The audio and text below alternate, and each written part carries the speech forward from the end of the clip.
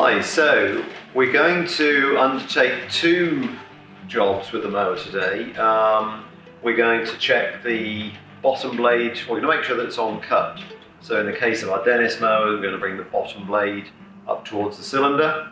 We're going to do that first, and then the second operation we're going to do is to set the height of cut. We're doing it in that sequence because if we set the height of cut first and then do the bottom blade to cylinder, we can adjust the mowing height if we adjust the bottom blade. So it's really important that we do it in that order. So we're doing checking the quality of cut first, so the chances are we're moving the bottom blade up towards the cylinder.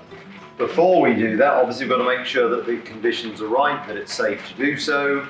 So here we see we have our Dennis mower on our ramp, so it's a nice comfortable height to be working at. Yes, we can do it on the floor. Obviously being up on this raised platform just stops us from having to lean on the ground, so it's nice and comfortable. The handbrake is on, so the machine is not going to roll, it's not going to fall off onto us.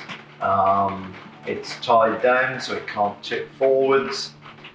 In the case of this machine, it's got an engine. Clearly we're not going to be doing this with the engine running.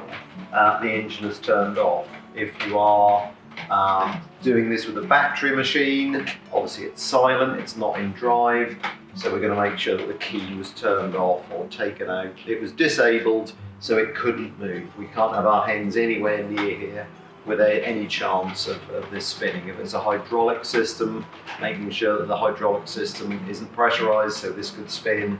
We're making this as safe as we can for ourselves. In terms of PPE, I'm just wearing gloves in this case. Obviously my hands are going to go into the cylinder. We don't know what's on the cylinder, what's gone through the cylinder, and also sharp edges and so forth, so degree of protection with the hands. So bottom blade, what we're going to do, we're going to check our quality of cut, so bottom blade to cylinder as we said. We're going to use paper. We're going to have paper and working on the assumption that if it cuts a piece of paper, then we're going to cut a piece of grass. So what we'll do is we're going to put the paper between the blade, the bottom blade, so that's the bar that runs along the full working width of the machine. That's our bottom blade. And the blades on the cylinder, and you see here, when the blades on the cylinder pass over the top of the bottom blade, that's where the grass is cut. So we've got to very carefully put our piece of paper in the position where the grass would be, so it's just replicating our working environment. And you see here, that's a nice clean cut. If you're listening, there's very little contact between the cylinder and bottom blade, so there's very little wear taking place. So we're cutting grass, we're cutting paper on this left-hand side of the machine. So we're just going to work our way through. Can you see here, we're not cutting paper at all. And again, right over to this side. So this side, this very left-hand side, we're cutting paper nicely. So the gap between the cylinder, the blades of the cylinder, the bottom blade is less than the gap that we have this side, because you see here, it's just passing over. So the tools we require, different machines have different ways of affecting bottom blade or adjusting bottom blade to cylinder.